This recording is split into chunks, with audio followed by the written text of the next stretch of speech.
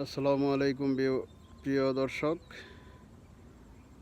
আমরা এখন পর্যন্ত সর্বশেষ যে খবর জানি সেই অনুযায়ী হরমুজ প্রণালীর সম্পূর্ণ নিয়ন্ত্রণ ধরে রেখেছে ইরান এবং ইরানের হাই স্পিড বোটগুলো এবং এই স্পিড বোটগুলো যেগুলোতে ভারী মেশিন গান এবং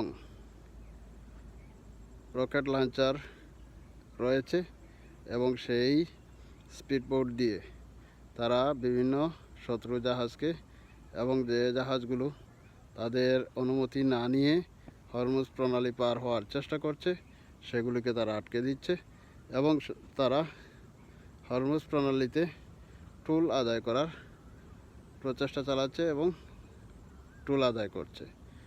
অবশ্য সর্বশেষ খবর অনুযায়ী জানা যায় যে ইরান নির্দিষ্ট দেশ থেকে সর্বপ্রথম টুলের যে চালান অর্থাৎ টুলের জন্য যে টাকা বা ডলার সেগুলো তারা হাতে পেয়েছে এবং তাদের কেন্দ্রীয় ব্যাংকে সেগুলো জমা হয়েছে।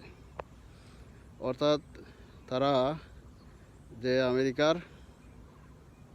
অর্থাৎ মার্কিন ডলার এবং এর সমমূল্যের যে টুল যেগুলো আদায় করে তারা মূলত ক্রিপ্টো কারেন্সির মাধ্যমে সেই টুলগুলো আদায় করছে এবং তাদের কেন্দ্রীয় ব্যাংকে সেগুলো জমা করছে।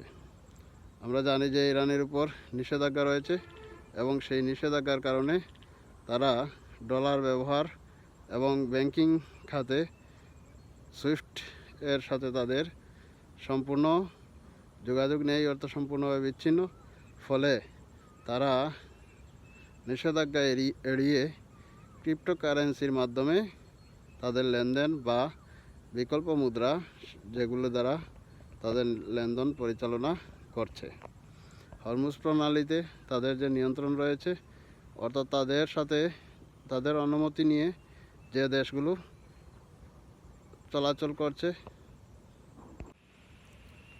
সেই দেশগুলো মূলত তাদেরকে টুল দিচ্ছে এবং বড় বড় কন্টেইনার জাহাজ যেগুলো তেলবাহী জাহাজ সেগুলো থেকে তারা টুল আদায় করে এবং এতে করে তারা তাদের অর্থনৈতিক চালিকা শক্তিকে ধরে রাখার চেষ্টা করছে।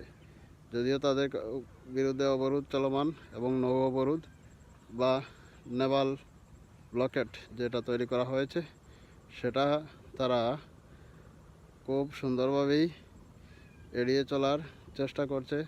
তারা বিভিন্নভাবে আমেরিকার যে অবরোধ রয়েছে সেই অবরোধ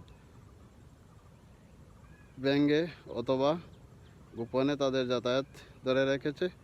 যেহেতু ইরান শুধু সমুদ্রের মাধ্যমে তাদের বাণিজ্য হয় এমন নয়, যেহেতু অন্যান্য দেশের সাথে তাদের স্থল যোগাযোগ রয়েছে, সুতরাং আমেরিকার এই ব্লকেট তাদের তেমন একটা ক্ষয়ক্ষতি করছে না। কিন্তু হরমুজ প্রণালীতে বিধিনিষেধ থাকায় এবং সেটা বন্ধ থাকায় বরং বিশ্বের বিভিন্ন দেশে যে পরিমাণ দ্রব্যমূল্যের মূল্য বাড়ছে এবং হু হু করে প্রায় প্রতিটি দ্রব্যের মূল্য বাড়ছে, এতে সারা বিশ্বের মানুষ এই যুদ্ধের জন্য ভুক্তভোগী হয়ে যাচ্ছে এবং এতে আমেরিকা যে সারা বিশ্বের মানুষের এই যে ক্ষয়ক্ষতির কোনো সুরাহা করতে পারছে না এবং হরমুজ প্রণালী দ্বারা কখনোই নিয়ন্ত্রণ করতে পারবে না বা হরমুজ প্রণালীর নিয়ন্ত্রণ দ্বারা কখনো নিতে পারবে না, এটা নিশ্চিত। ফলে মানুষের দুর্ভোগ বাড়ছে, এই বিশ্ববাসী ক্রমান্বয়ে দুর্ভোগের দিকে যাচ্ছে। সুতরাং অনতিবিলম্বে একটি আলোচনায় উভয় পক্ষ মোটামুটি ছাড় দিয়ে হলেও একটি আলোচনায় যাওয়া উচিত বলে আমি মনে করি। ভিডিওটি শেষ পর্যন্ত দেখার জন্য ধন্যবাদ সবাইকে।